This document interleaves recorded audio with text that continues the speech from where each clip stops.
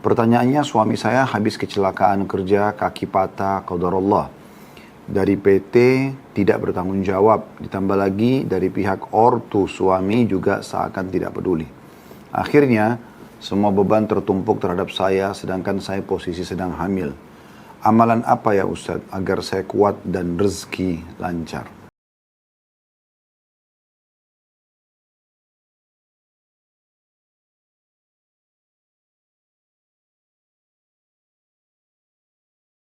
Baik, saya berdoa di awal ini semoga ibu ditabahkan oleh Allah Subhanahu wa taala, dilipat gandakan pahalanya karena bersabar dalam menghadapi permasalahan ini, dan juga Allah Subhanahu wa taala berikan solusi yang terbaik dari permasalahan yang sedang ibu hadapi.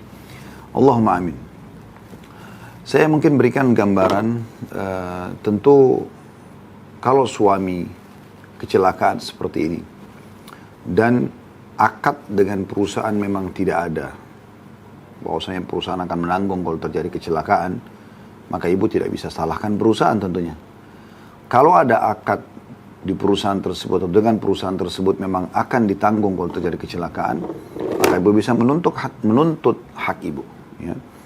Apakah itu pada Allah Subhanahu wa taala berkeluh kesah dalam doa, ataupun Anda melalui jalur hukum. Ya. Namun sebelumnya tentu minta baik-baik dulu kepada perusahaan ya, semoga dimudahkan oleh Allah Subhanahu wa taala, mereka mau membayar dan mereka merasa bertanggung jawab ya, kurang lebih seperti itu. Kalau masalah orang tua suami tidak bertanggung jawab, ya itu tidak bisa kita paksakan ya. Maka saya akan fokus kepada pertanyaan ibu saja gitu.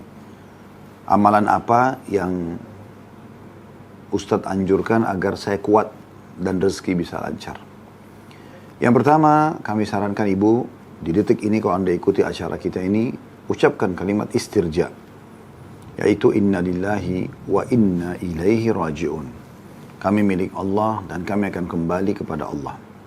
Ini yang harus diucapkan oleh setiap muslim dan muslimah di awal musibah yang sedang datang dan menimpa mereka. Ini poin penting.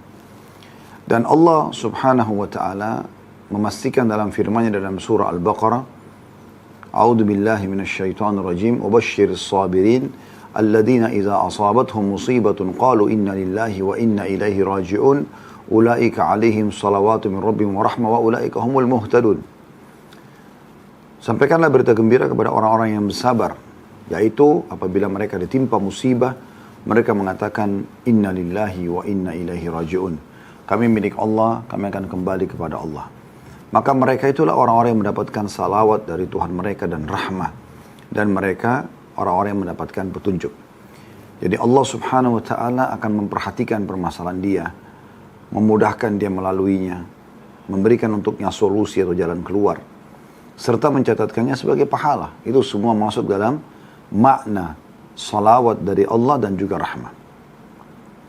Dan Allah bisa ganti musibah itu menjadi sesuatu yang baik. Ya. Dan di dalam sebuah hadis, baginda Nabi SAW bersabda, tidak ada seorang muslim ditimpa musibah, kemudian dia membaca inna lillahi wa inna ilaihi raji'un. Kami milik Allah, kami akan kembali kepada Allah. Ya. Allahumma ajurni fi musibati wa akhlif li khairan minha. Ya Allah, berikanlah aku pahala atas musibahku ini dan gantikan aku yang lebih baik darinya. Kecuali Allah pasti akan gantikan dengan sesuatu yang lebih baik dari apa yang sudah menimpa dia. Dan Ummu Salamah radhiyallahu anha, salah satu istri Nabi SAW sebelum beliau menikah dengan Nabi SAW, beliau sempat pada saat suami pertamanya Abu Salamah meninggal, mendengarkan hadis Nabi SAW ini. Dan dia merasa dia masih muda, dia butuh suami. Maka dia mengatakan, aku pun mengamalkan hadis Nabi ini, mengucapkan inna lillahi wa inna ilaihi raji'un, Allahumma ajurni fi musibati wa akhlif li khairan minha. Kami milik Allah, kami akan kembali kepada Allah. Ya Allah, berikanlah aku pahala atas musibahku ini dan gantikan aku yang lebih baik darinya.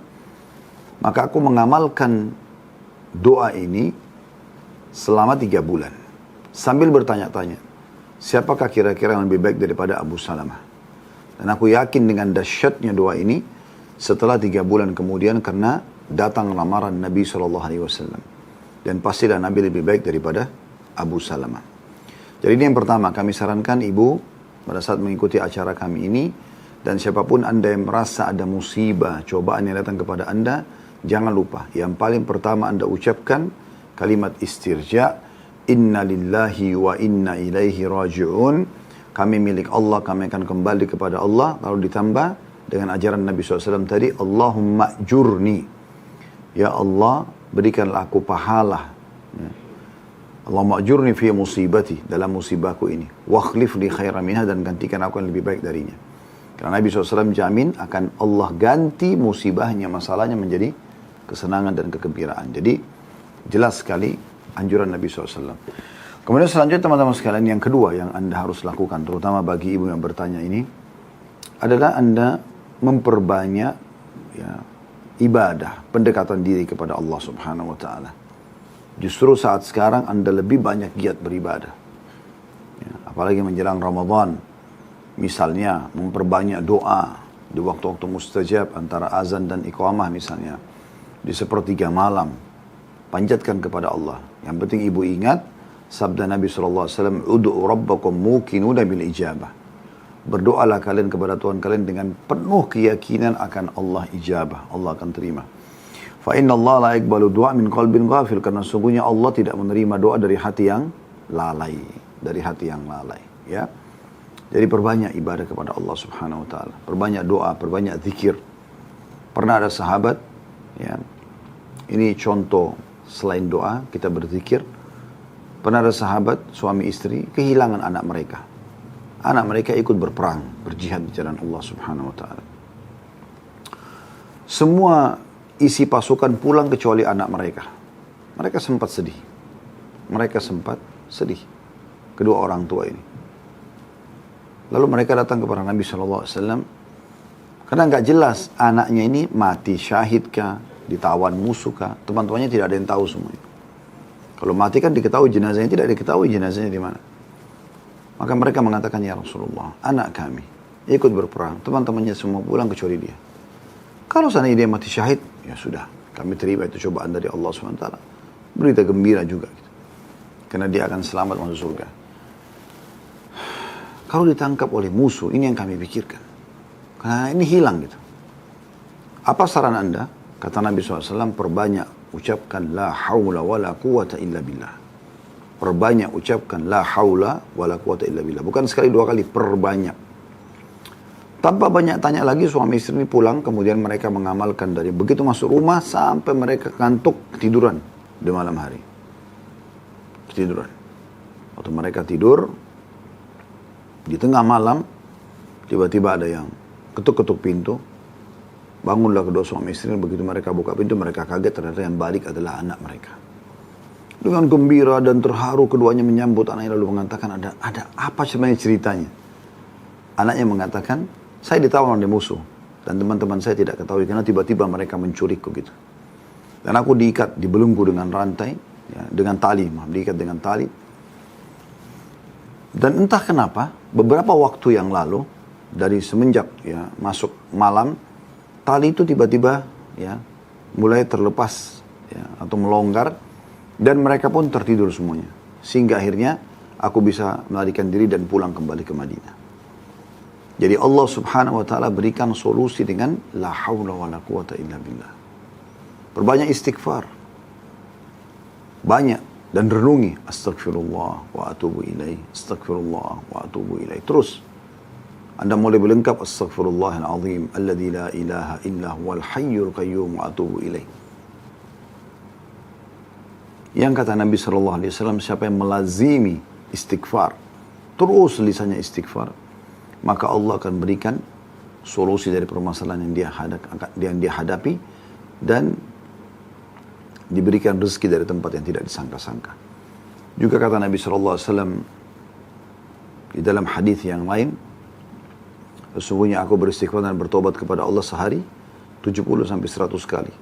Dan dalam riwayat lain juga kata Nabi SAW, siapa yang membaca astagfirullahaladzim alladzi la ilaha illa huwal hayyul qayyum, ada sifat Allah ini, Al-Hayyul Qayyum, wa atubu ilaih, maka Allah akan ampuni dosanya walaupun sebanyak buih di lautan. Jadi kalau ada dosa yang menjadi penyebab ini, maka Allah maafkan.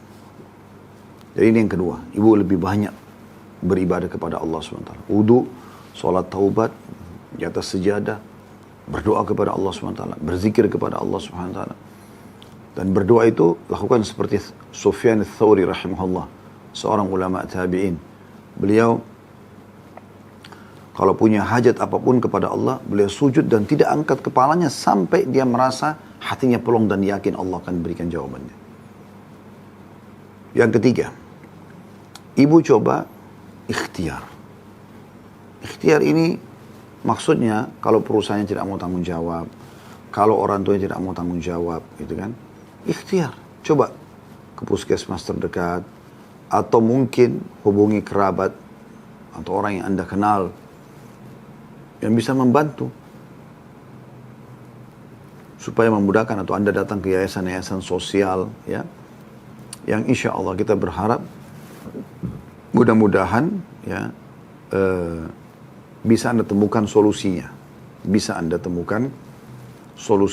ya. Dan insya Allah nanti saya akan coba minta ikhwah kita yang di yayasan kami coba mungkin menghubungi ibu dan nanti coba dibicarakan tentang permasalahan yang ibu hadapin ini. Kalau memang memungkinkan yayasan kami membantu, ya, tentu semampunya, maka insya Allah kami akan terlibat. Kemudian yang keempat terakhir adalah ibu ya, ikhtiar yang sifatnya, kalau tadi masalah rezeki ya, ikhtiar semampu ibu, sesuai dengan kemampuan ibu. Ibu bisa bekerja apa, ibu ikhtiar. Selebihnya tawakal kepada Allah subhanahu wa ta'ala. Allahu a'lam. Ini yang dari kami insya Allah.